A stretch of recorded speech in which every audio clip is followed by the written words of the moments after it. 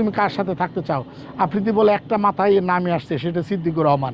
মহান আল্লাহর কাছে আমি ক্ষমা চাই, ভুল ত্রুটির ঊর্ধ্বে মানুষ না। হ্যাঁ, আফ্রিদির সাথেও দেখা হয়েছে এবং ভাগ্যক্রমে আফ্রিদি যেদিন জেলে যায় প্রথমে তাকে গেটে জিজ্ঞাসা করা হয়েছিল যে আজকে রাতটা কারোর সাথে শেয়ার করে থাকতে হবে, তুমি কার সাথে থাকতে চাও। আফ্রিদি বলে একটা মাথায় নামে আসছে, সেটা সিদ্দিকুর রহমান।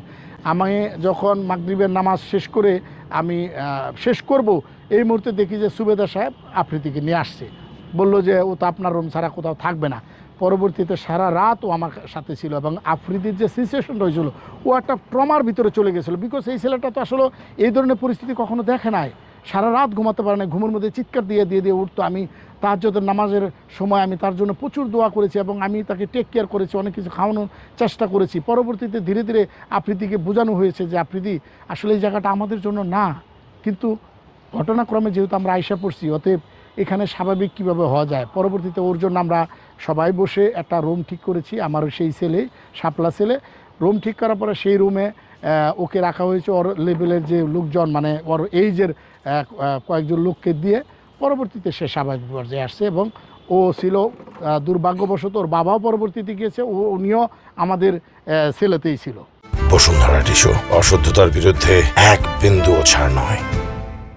ওর তো আগে থেকে দাঁড়িয়ে ছিল এবং সেটা একটু বড় পর্যায়ে ছিল আমি যখন চলে আসলাম, এবং আমার আগের দিনও কিন্তু ওরা চলে আসার কথা ছিল, কিন্তু বাপ বেটা যখন তারা ইয়েতে গেছে, কি বলে, গেটে গেছে, যেটা গেটের আতঙ্ক, যেটা পিডাব্লিউ বলে, সেই পিডাব্লিউতে তারা আবার দেখা গেল যে তাদের মামলাটা সুপ্রিম কোর্ট, মহামান্য সুপ্রিম কোর্ট ওখানে স্টে করেছিল, সেই কারণে তারা বেরোতে পারেনি।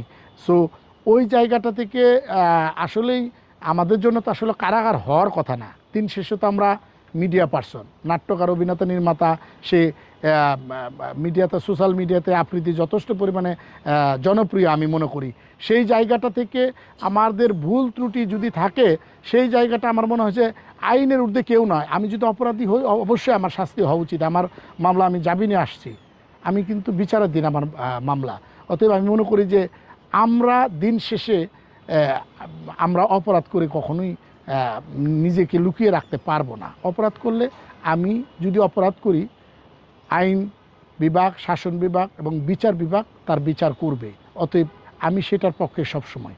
তবে ঘটনাক্রমে সারা বাংলাদেশের মানুষ জানে আমাকে কিভাবে নেওয়া হয়েছে, সারা বাংলাদেশের মানুষ দেখেছে। অতএব আমি এটা নিয়ে শুধু একটা কথাই বলবো যে আমাদের জীবনে যা হয়েছে সেগুলো যেন আর কারো জীবনে না হয়। আমাদের ভুল ত্রুটি থাকলে, আমার বিশেষ করে আমি বারবারই বলি, মহান আল্লাহর কাছে আমি ক্ষমা চাই। ভুল ত্রুটির ঊর্ধ্বে মানুষ না, মানুষ আশরাফুল মাখলুকাত। তারপরেও কিন্তু মানুষ ভুল ত্রুটি করে।